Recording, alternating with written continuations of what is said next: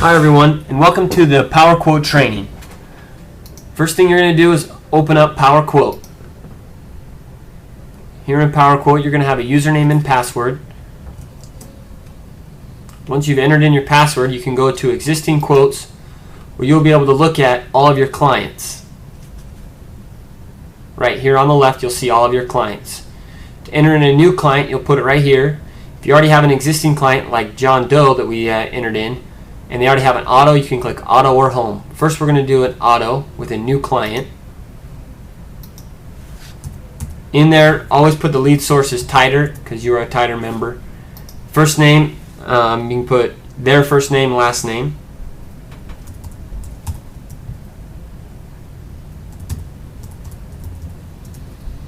And then their address.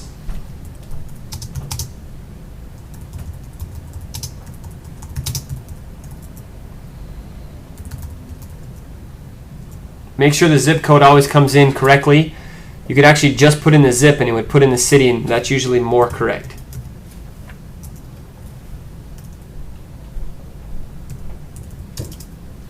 Right here, if you have their social security number, you can put it in, but if not, I would definitely not ask them their social security number at this point. But you could do their email. Click on auto quote, and this person came in a lot because of the same phone number. I used the office phone number here. But if you're sure that this is a new client and not an existing client in PowerManage, you can click new customer here and it'll let you start to do the quote. But if you pull up and you see that this is the same person, then you might need to find out. But let's do a new quote. Then click continue on this page and OK again, which will pull up our driver information tab. In our driver information tab, you will put in the driver's information will be put in there for you. You just got to make sure that he is a male, he is married, or she. Put in their birth date and hit tab, which will bring up their birth date. They are the owner operator. If you were going to do a non-owner's policy, you would put a non-owner's there. But you're going to be doing an owner's policy most of the time. Driver's license number, put in here. If it is not a Utah driver's license, put whatever state it is from. And how long they've had it, which usually pre-fills with their birth date. So then you put in their social there. That's not correct social, but you put their correct social in. And this is where you put in tickets and accidents. So if someone has a speeding ticket, you drop to this drop-down box, which pulls up the different violations that are possible.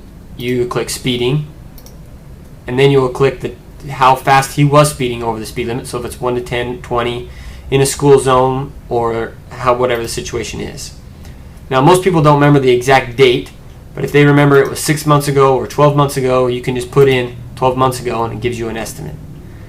And then you save the violation. Now if you need to go back and edit the violation, you just click on it and you can cancel changes, delete violation, or whatever you need to do. But we want to save them and continue on, because if we need to add an accident, we could add an accident. It was an at fault or less than $500, whatever the situation is. Same thing. I think it was 8 months ago or 9 months ago, and you entered the amount of damage done in there. And then hit save violation. And if you didn't think that was correct, or he actually found out later that it was more or less, you could change it by doing this. And then save changes.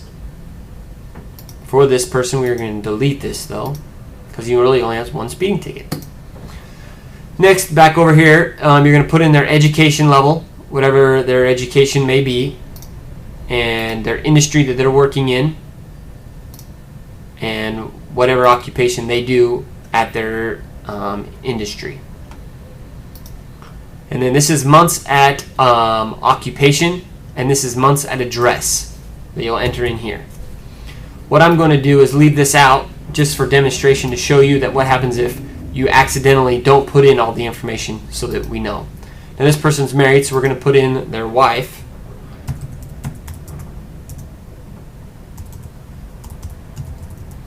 And the wife's birthday.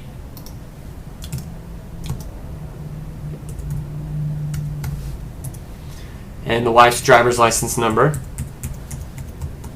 Also in Utah, you only need to get one person's social security number But if you do have them both, I would put them both in there, because whoever has the both out of both of them, whoever has the best social security number will give you the best discount.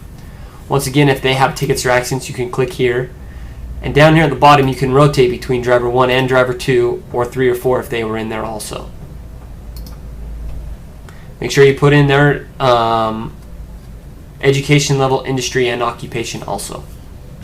Next, we're going to move on to the vehicle information tab, because if driver 3 and 4 were there, you would just continue on in the same process. In the vehicle information tab, when you're asking them, a lot of times they don't know their VIN number, so you can do it by just a year, make, and model. But if they do have their VIN number, it's a lot easier, because you can click on this button, pull up their VIN number, and you can actually get an exact vehicle, click on it, and go into the system. If you don't have their VIN number and you're looking at different, let's say Toyota Camrys, they know that they do have a Toyota, either an LE, a SE, or an XE model. It's not a hybrid. So you can eliminate all these ones here. What you're looking at is these numbers right in here, where it has a 15, a 12, or a 15. So you need to ask them questions that would help you decide if it's a 15 or a 12. So you say, is it a 4-cylinder or a 6-cylinder? Well, they say their car's a 4-cylinder, and all the Camry 4-cylinders are 12s. So you don't have to worry about it, because you know that this is a 12 vehicle and you can move forward. But if they didn't know it was a 4-cylinder or a 6-cylinder, I would definitely put the 15, because down the road, if it turns out that it is the 15 and you put the 12 in it and their price raises even a couple of dollars a month, they're not happy. But if you put the 15 and it turns out it is the 12 and their price lowers a couple of dollars a month, they're happy. So we'll put in the vehicle, and you continue on in the same process for more vehicles. Next is the coverage page, which you're going to put in your bodily injury, property damage, uninsured and underinsured limits, which, for depending on your client, whatever they have or whatever they can currently want or need, you would put it in. Also down here you put in your comprehensive and collision for their deductibles. If they don't want any of those, they just want liability only, you can click this button and it clears everything out. This customer does want a deductible, and you can change it to $500 or $1,000 or whatever is needed, or whatever they request.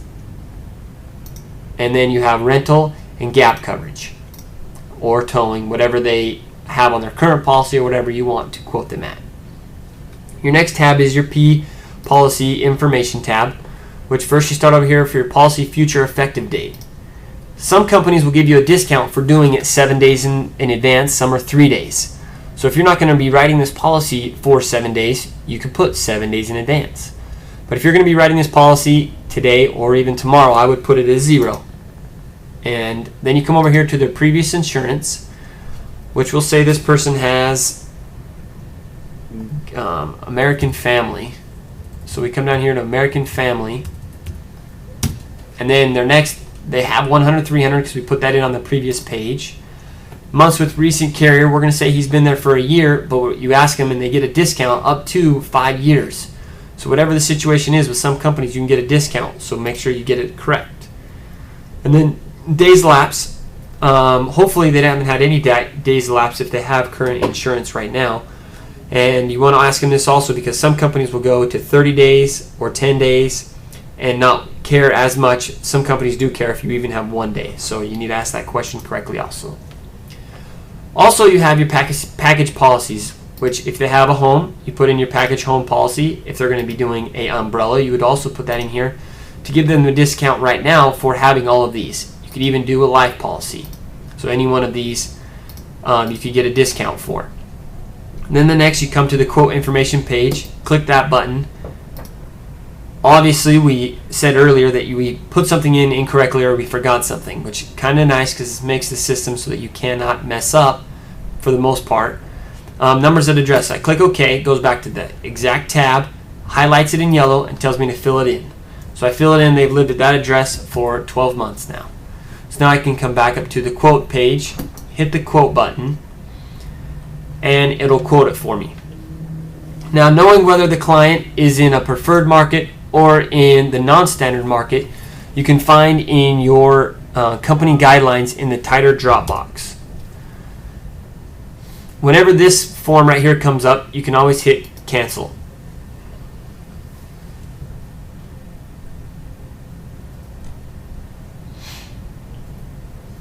Now as you see these to form and come up, you can see that Bear River looks like it's going to be, for this client, one of the better quotes. Well, what you can do is click on Bear River and it highlights. Click on Bear River and then it will highlight. Move over to pay options and you can tell the customer or your client that it could be $119 down and $47 a month. At this point you would ask them, am I in the ballpark? Am I close to where you want to be? If they say yes, you tell them you're going to turn it over to the Quality Control Center to get approval, to make sure that you put all the information in, run reports like the MVR, the CLUE, and the driver's information to make sure that we have it all in there, and then they can get you back paperwork, get you an exact price back. But this, knowing it's usually not going to change too much from there, and that's usually a pretty close price, but sometimes it does change depending on discounts or credit. Now with this that you're done, you come down here to save quote, and that is how you do an auto quote. When you're done with your auto quote and your home quote, if you're going to be doing both, you would email quote@tider.net and let the Quality Control Center know that you are quoting Nick Johnson and you need to get a quote. Now if there's any special information that was needed, like he has one ticket, he has a DUI, SR22, good credit, bad credit, or any situation like that, you could put that in the email to let them know at the Quality Control Center.